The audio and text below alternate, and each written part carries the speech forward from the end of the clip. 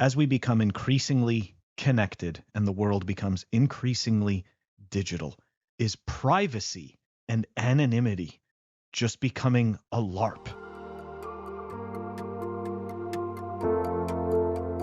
Welcome back, everyone.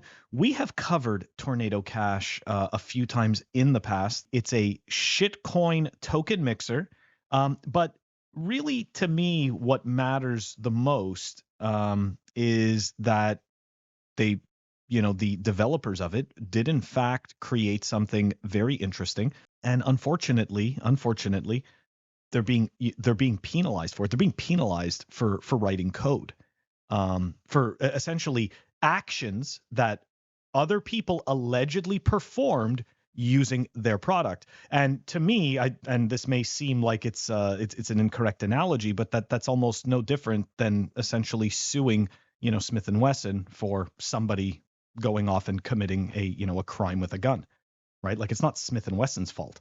So I do, to me, like, this is the way I see it. And I obviously in no way, shape, or form am I an advocate for shitcoins, but I am an advocate for privacy and anonymity and personal freedom. So let's dive into this and let's see what's going on.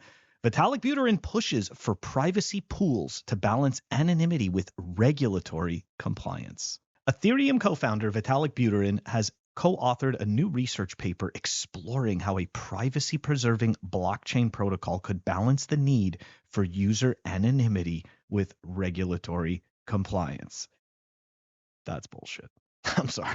That's just that all that is, right? That this is just fancy puffery to make you think that stuff like this is possible. I've seen this done in many marketing campaigns.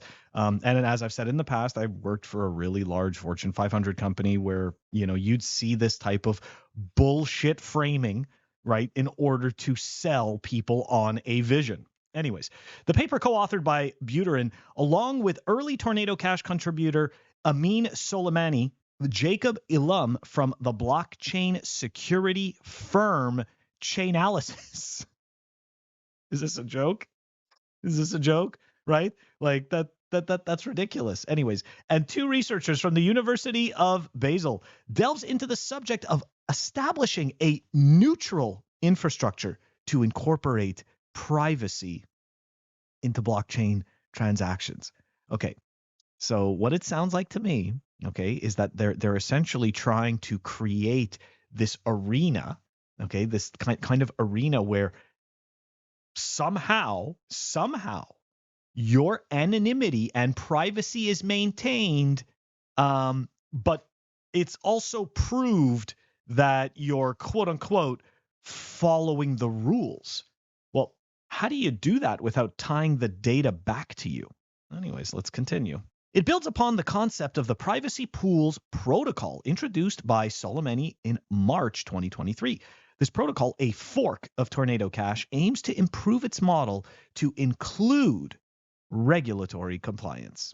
Privacy Pool operates similarly to Tornado Cash by mixing multiple user transactions to obscure their true origins. However, when users choose to withdraw funds, they have the option to generate a zero knowledge proof.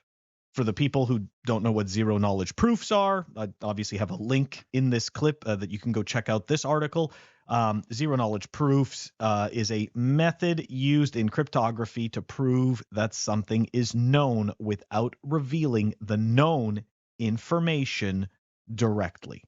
The zero knowledge proof confirms that they are not utilizing a criminal blockchain address while safeguarding their identity. We're going to come back to this because I think that this is going to be a point of contention. The new research paper seeks to strike a balance between privacy pool-like protocols and compliance with various regulatory and practical considerations. So this is where you get the idea of self-reporting, and generating that zero knowledge proof is going to be you self-reporting. Anyways, I will explain this later. I just want to finish this. Privacy pools tech can serve as neutral infrastructure for bringing public blockchains into regulatory compliance across jurisdictions. The researchers also address centralization concerns in pool management while striving to maintain regulatory compliance. That's just words. That's just words. That's all it is. Because let's face it, right? There's going to be a company or a foundation that manages the pool protocol. So it's, anyways. The authors have sought insights from legal experts to assist in tailoring the protocol and its surrounding ecosystem to ensure compliance across various legal jurisdictions. So really what this means is we are going to pretend that we're maintaining privacy, okay? But really what we're doing is that we're maintaining compliance under the guise of offering some type of privacy and anonymity. Makes no sense. No sense whatsoever. This is just an extension of the fiat system. That's all it is.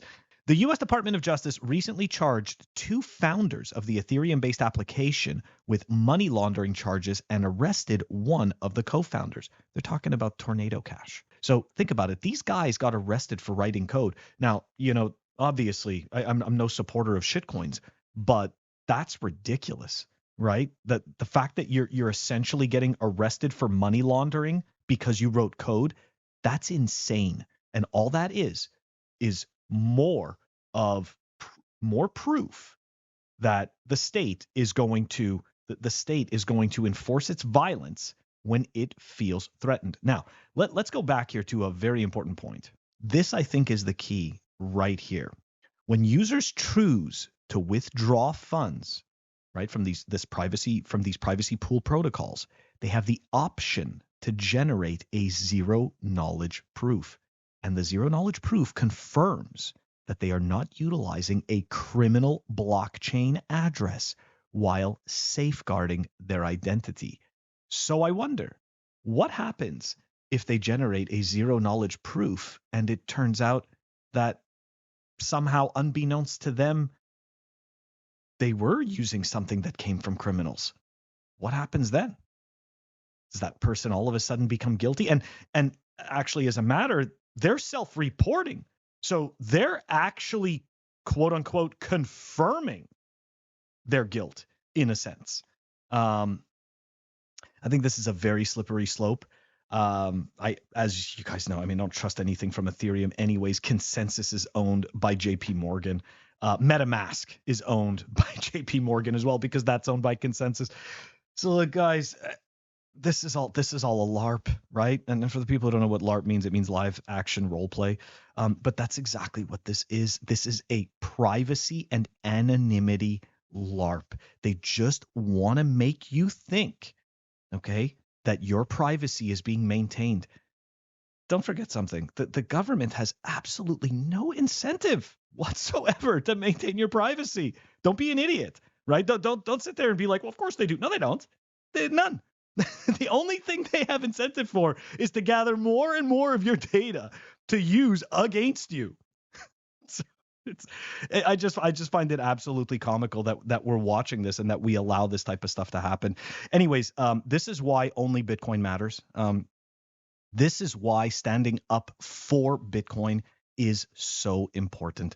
Okay, because all of the shitcoins, all of them are state capture tools. And if they aren't a state capture tool yet, they'll become one. Anyways, that is our clip for today. Help us grow the channel. Like and subscribe. I will catch you all next week.